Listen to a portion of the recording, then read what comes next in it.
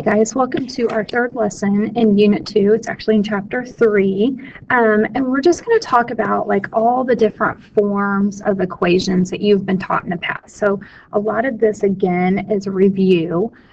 So let's get started. So we actually talked about this one in our last lesson. So we're going to plug in what we have. So I have y minus -4. And then our slope is 5/7, and then x minus 3. So I'm just going to clean this up a little bit, but other than that, we're good. So my equation would be y plus 4 equals 5/7, x minus 3. Okay, let's move on to slope-intercept form. Slope-intercept form is that y equals mx plus b. And so we have two problems here. I'll get you started on this one. So write the equation of a line that passes through the point 0, 7. Okay, so, and our slope is -9/10. So 0. I'm going to come back here. 7. So I see that 7 is equal to b because anything times 0 is 0. So my final answer is always going to be y equals. So make sure that you take like the x and y out once you find b. So on these, our goal is to find b. So it's going to be -9/10 x plus 7. So go ahead and try the next one on your own. So the only bad part about this is that the fractions ended up being a little yucky, so make sure that you're able to type this into your calculator correctly. If you did not get this, maybe use parentheses and try that. So you're taking -4 minus -15/7. So go ahead and try that and see if it didn't work for you. Okay, so the next one we're going to talk about is standard form. So that's ax plus by equals c. And I think this is a really helpful form that a lot of people just don't use. So ax, so our x is 3, plus by equals c. Okay, so what we need to remember is that our slope is -a over b. So it's going to be the opposite of this over this. So then we have this starting out, and this is what I want you to remember. This is going to go with the second term. So that's why I have it set up like that. So I'm going to rewrite this to solve for c. So I have 5 times 3 minus 7 times -4 equals c. So 15 plus 28 is 43. Excuse me. And so my final answer is going to look very similar to this, except it's just going to equal 43. So 5x minus 7y equals 43.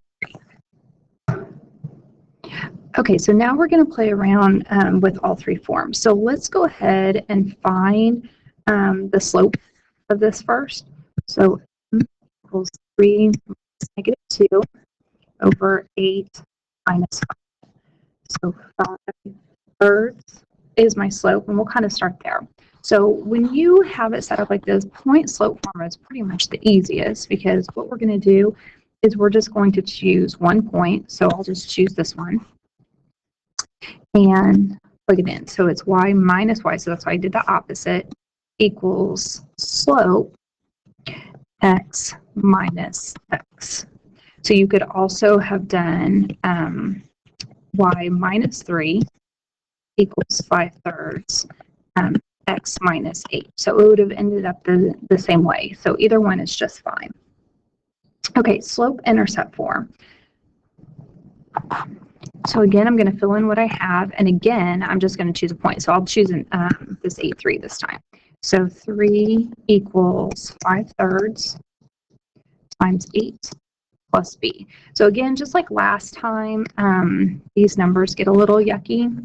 So I have 40/3 plus b, so I'm going to subtract that. And I get b equals negative 31 over 3. Okay, so my final answer is 5/3 x minus 31/3.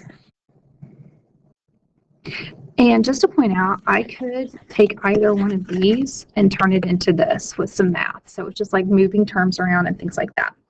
Okay, finally, let's do standard form. So I'm going to look at this. Remember, this is negative a over b, but this one's always positive. So I have 5x minus 3y. Is that right? 3? Yeah. Equals c. And then again, I'm just going to plug in a point to solve for c. So I found out that c equals 31. And so this is my final equation. So again, I can take all of these and change it into this, and likewise go backwards. Okay, so we talked about parallel and perpendicular lines in our last video. So we're going to kind of play around with some of these. So we have an equation right here, and we have that it's parallel to this point. Okay, so remember in standard form, it's negative a over b. So I'm going to just pull that out. So negative 2 over 7 is our slope, and it's the slope of a parallel line too. So y equals mx plus b. I'll put it in that form. So y equals negative 2/7 x plus b. Let's start there. Now we're in familiar territory. Now we can take this and plug it in for x and y. Okay, so this should have been your final answer. If you wanted to cheat, it never says like write a specific equation. I would do this one. It's the easiest, so let me show you. So I have y minus 11 equals, what was our slope? Negative 2/7 x plus 3. So what's nice is that will work as well. This is what you're familiar with, so if you're more comfortable with sticking with that, you can. But I just want you to know that you could definitely do that too, because it's not going to specify it. Okay, I'm going to get this started, and then I'm going to turn you loose. So perpendicular to this would be positive 7/2. Okay, and then it contains this point. So let's go ahead and do the shortcut version on this and put it in point slope form. So I just wanted you to get a feel to see how easy it is. That's not a form that we gravitate to, but it's kind of nice to use for these problems. Okay, so now the rest of this is going to be word problems. They're kind of yucky, but they all follow like a certain format. So hopefully once you get that pattern down, it won't be too difficult. So the first thing I want you to do is read through the problem and kind of see if you can make sense of it. And let's think point slope form again.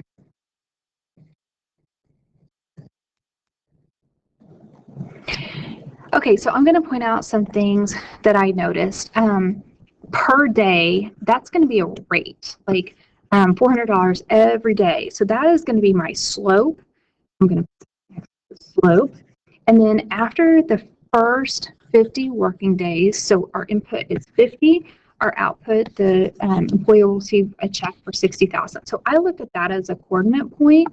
And so let's go ahead, let's see, write in a linear equation to represent pay, so that's P, the employee works for days earned. So I'm going to call that one D.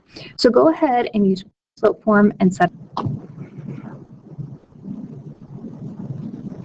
So what I did here is I put this in essentially slope intercept form. So I just kind of cleaned it up a little bit, but it gives us a different perspective. So what comes out is this guy right here. And so let's kind of interpret now what I'm seeing. So I've gone here, and we've kind of talked about that. That makes sense. But here is our rate per day, our output P, and then we have our slope intercept out here. That's going to represent our bonus. So it just kind of comes out when I transfer it to slope intercept form. How much money will the employee make after the first 250 days? So now, again, I think I'm going to keep it in this form. So our days is D. So I'm just going to plug in 250 there and see what happens. And so in this case, I'm left with 140,000. And so this is my total wage after the first 250 days. So go ahead and try this one, set it up and see what you get. Okay, so far this is how I see this. This is our input. We get 2 gearboxes. It doesn't matter if you look at this as X and this is Y, as long as you keep it consistent for both of them. I just chose money and then amount.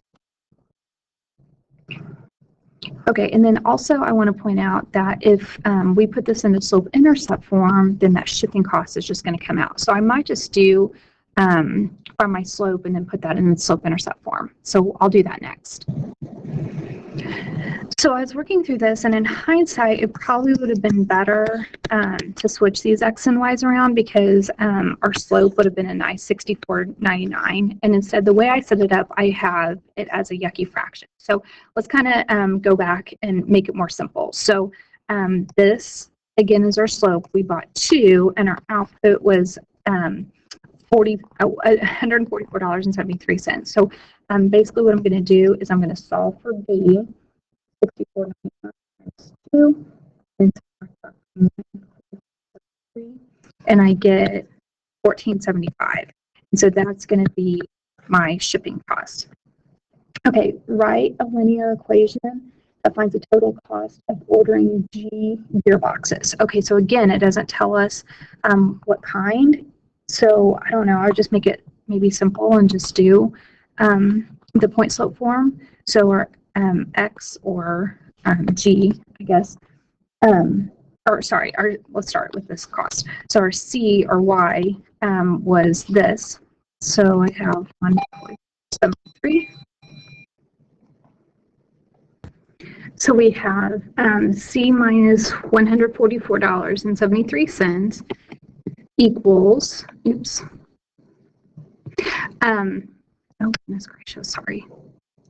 Okay, equals our slope. So again, let's make it easier on ourselves, and we'll just call it that. No. I did it backwards here. That'll look a little bit better. And then X minus, and it was 2. So again, what I'm doing is I'm taking this and like writing it out like that, because I just found, and you're gonna do things like that. You're gonna be like, ugh, yeah, I don't want to have it flip flop, because then I'm gonna have like this yucky decimal for my slope.